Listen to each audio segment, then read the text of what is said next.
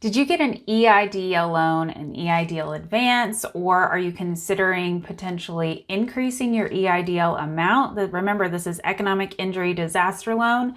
If any of these apply to you, you're probably going to want to watch this video because we are talking about how you can spend that money and just generally doing a refresher because it's been over a year since we last really talked about what we can spend our EIDL money on. And some of you are in situations where you're trying to decide, do I keep my EIDL? Do I pay it back? Do I request more money? What can I do with this? My business is way different than it was a year ago. And what can I do? What can I do with all this money? Okay, so that is what this video is all about. We're going to go through how you can spend your EIDL money, and then we're going to go through a couple resources that the SBA has for you. And if that sounds helpful, please give this video a thumbs up. And if it is helpful, please also tell me in the comments below, or what else would you like to know about the EIDL loan? There hasn't been tons and tons of guidance around how to spend money on this. So we're going to talk about what we do know, okay? All right, so let's back up a little bit because let's talk about this loan as just as a general business loan, because some people have been asking, why can't I just get this money and use it how I need to? Why are there restrictions? Because there are restrictions on how you spend an EIDL loan and also technically in advance, but we'll talk about that in a second. When this, like all loans are kind of in this situation where the borrower is the person getting the loan and then the lender is giving the money to the borrower. But there's a tension there of somebody is taking on the risk and somebody's taking on the reward. So like the borrower is getting the reward of the money, but yes, they have the obligation to pay it back. Yes, they're paying interest. Typically, the higher the risk, the loan, the higher the interest rate is. So in a situation like this, the government is giving business owners that are kind of in a risky situation. I mean, economic injury. These are the types of loans that were given after 9/11 and after Hurricane Katrina and big economic disasters or natural disasters where it destroyed, businesses. These loans were given out. So technically, most lenders would not really touch these types of borrowers because they're not all that financially viable. They would be ones that would be looked at from all, typical banking standards, and bankers would typically not be excited to give money to these types of businesses. So the government is actually taking on a lot of risk in giving out these loans, and they are at a low interest rate at 3.75%. So because of that, they have, and also like there's no personal credit checks required, and there's no collateral under $25,000 and no personal guarantees under $200,000. All of those things are kind of mind-blowing in the when you're thinking about going out and getting a business loan. Okay, if you went to any bank right now and you asked for these terms, they would laugh you out of the building. They would just be like, yeah, good luck. Well, they would say probably try to go get an EIDL loan because these loans are that favorable to the borrower. Okay, because of that, the SBA has rules around how this money can be used. So they're saying, yeah, we're giving this really favorable loan, but we want you to use it for the intended purposes. We are giving you a very favorable loan. Go and use it how it's supposed to be used. And we are giving you this money so that your business can continue operations. And that's what they want you to use this money for. Okay. So the main key thing I want everybody to remember about the EIDL loans, both the EIDL loan and the EIDL advance, is that it's supposed to be used for working capital. So you might be asking, well, Hannah, what is working capital? So basically, working capital is any type of expense that helps you in the day-to-day operations of the business. And what we mean by day-to-day operations is if you can think about if you produce financial statements, what is on your profit and loss statement. Think about who are you paying? What are the vendors that you're paying? Who are your employees? Who are your contractors? Who are the people, the money that you have to pay on a day-to-day basis? You're paying a subscription to a software. You're paying out a contractor who did some work for you. You're paying your payroll. You're paying rent. You're paying your utilities. You're paying all of these things that help your business continue in operations. That is working capital in the terms of what the SBA is talking about, okay?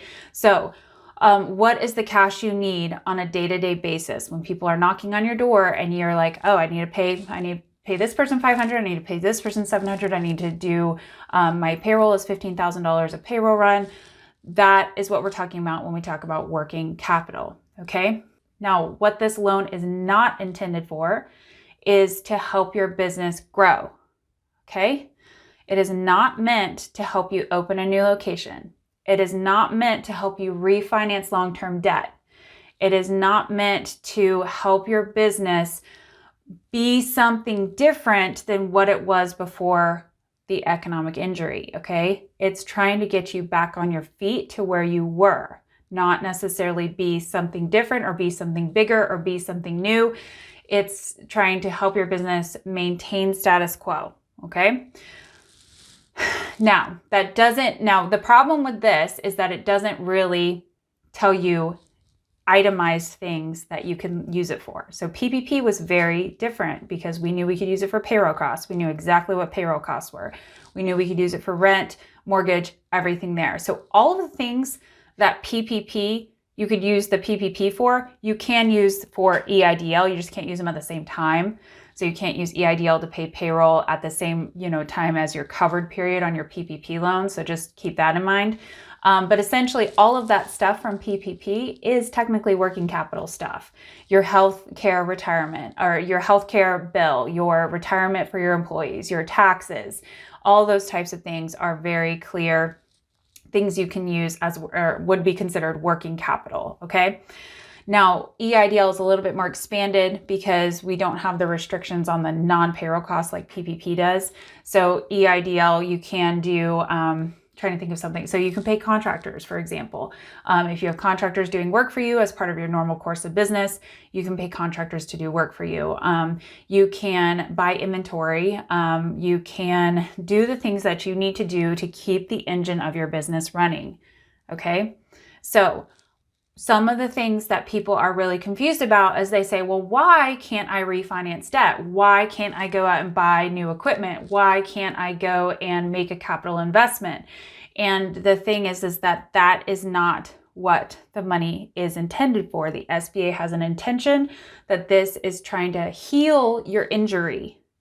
This money is to heal the injury to get you back to where you were pre-COVID as much as it can. It's not meant to buy you a new outfit, for example. So it's trying to get you to the doctor, get you back up and running in, metaphorical terms, but it's not meant to buy you a new car, okay? Both metaphorically and realistically. You're not supposed to use this money to buy new assets like that, okay?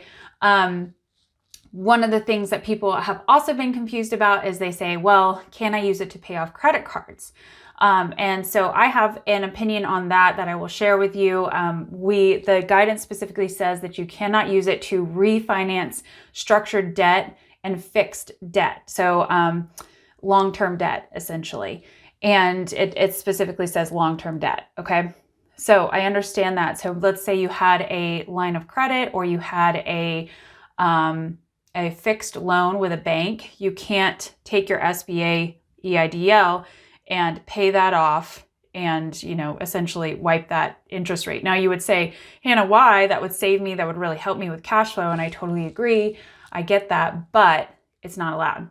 Okay. But what you can use the EIDL money for is you can make those payments on your debt. That payment is that, remember, the working capital, the monthly day in, day out, as I need to pay my debts, I can use it for the payment. So if the payment is $700 a month on that loan, you can use the EIDL to pay that $700 a month, okay? But you cannot use it if the chunk of money is $30,000. You can't take $30,000 from your EIDL and pay it off, okay? Just want to make sure that that's really clear. Credit cards are a big question here because people say, well, I would like to, I built up credit card debt during the pandemic that I normally would pay in cash. Can I use the EIDL to pay off credit cards? So I would say this is where it gets a little bit gray. I would say, what is the nature of the charges on your credit card? That's what I would say, is be careful. Is the nature of the things on your credit card, is that working capital type things? Is it software costs? Is it, maybe you paid some contractors that you would normally have just done a bank transfer, but you didn't have the money, so you paid them on the credit card. If that's the case, you can use the money to pay off your credit card, okay? Technically, credit card debt is short-term debt, so I actually fall on the side of thinking that, yes, you can use your EIDL to pay off your credit card bill, but what comes into it is a little bit of just a concern because of the purpose of the loan. They don't want you to restructure long-term debt. It's not meant to be a restructuring tool. So if you are if you are using it for all purposes to just restructure your credit card debt, if like you got a $25,000 loan and you just paid off a $25,000 credit card debt, it would maybe look to the SBA like you were refinancing your credit card, you know what I mean?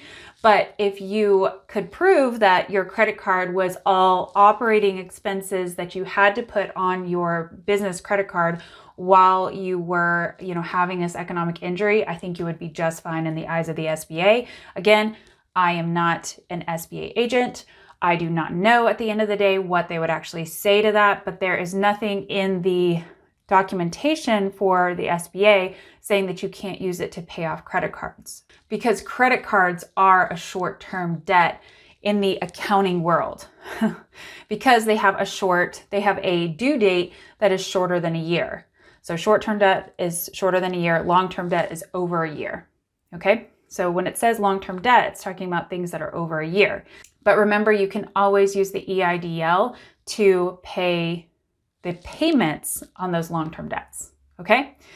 So I hope that clears things up a little bit for you guys. I know that it seems really silly to put restrictions on there when you are struggling. I get that. I totally get that. But I want you to also see why there are restrictions. This is just, it's a classic limiting the risk of the lender and requiring something of the borrower. Okay, because lending and borrowing, there's always give and take on both sides. Okay, just usually the person who's in the riskier position is the one that kind of gets put in the harder position.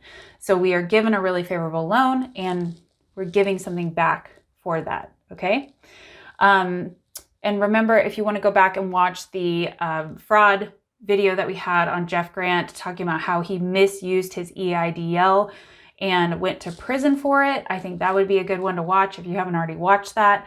I will make sure that that is linked. So the next thing I want to do is just go through a quick handout that I saw that the SBA updated just a little bit ago, about a month and a half ago, I would say. So I'm going to pull that up and walk you through that real quick, and I will link it in the description box below because I think this could be helpful to a lot of you. Okay, so you can actually see that this document was updated on April 27th of 2021, so I find this helpful. I pulled it up. It does have a nice little comparison chart I'm going to show you. But another thing I liked about this is it actually gave phone numbers to call, and it gave some email addresses as well as some additional links. So make sure you check this out because if you have an EIDL loan, I know some of you have been trying to figure out who do I contact, how do I get help, and I thought this was helpful, okay? So we're going to go down here to the second page where it shows a comparison between the EIDL and then the EIDL Advance, okay? So this is helpful, and I want to say too that the EIDL Advance, the targeted EIDL Advance, and then the supplemental, all are essentially kind of, should be used the same way. So I just want to make sure that that is pointed out. But I just think that this is helpful because here the purpose I wanted to point out to you. The purpose is to meet financial obligations and operating expenses that could have been met had the disaster not occurred. So again, essentially this loan is trying to make us whole. It's not trying to help us grow the business. It's not trying to help us, do anything crazy here. It's just trying to help make us whole. And Over on the advanced side for small business, continuity, adaptation, and resiliency, also for any allowable purposes of the EIDL loan. So these words have not been defined: continuity, adaptation, and resiliency. Those words would essentially kind of indicate for you to, get through, get by. It's not, they understand it's not tons of money. This is not going to be life-changing for most businesses. But it is supposed to just help you sort of with additional cash flow, okay? Ultimately, we've been seeing that, the guidance is to really use it as working capital, similar to the EIDL Advance, but it might have a little bit broader use in that sense if it can help your business continue on, okay? What I would recommend is when you're using this money to just document it. Where did you use it? What did you use it for? Prove out how you spent the money, and that will be helpful to you if you were to get audited by the SBA, okay? And then a couple other things I just want to point out. The total maximum you can get for an EIDL loan is $500,000, but it has to be offered to you at that level. And then you can't just get $500,000 if you are a sole proprietor and shouldn't have nearly that much money. This is something that is offered to you up to $500,000. Okay, down here it talks about the deferment period.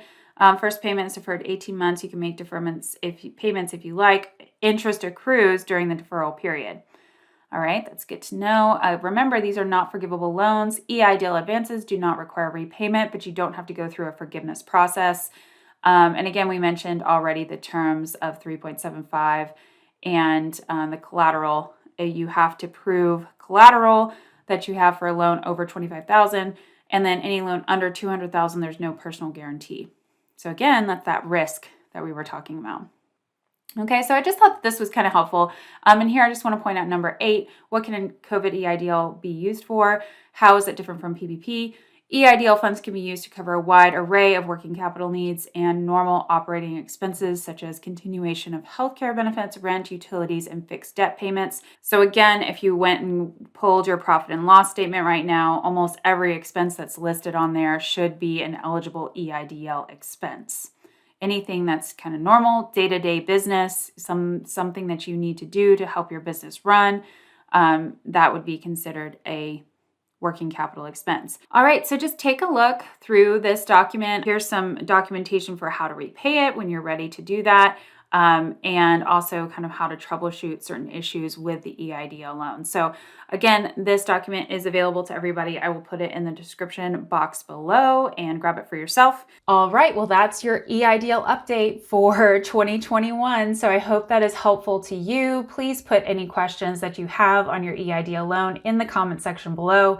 I will try to get to as many of them as I can in the first 24 hours of this video. So thank you so much for watching. Appreciate you being here. See you soon.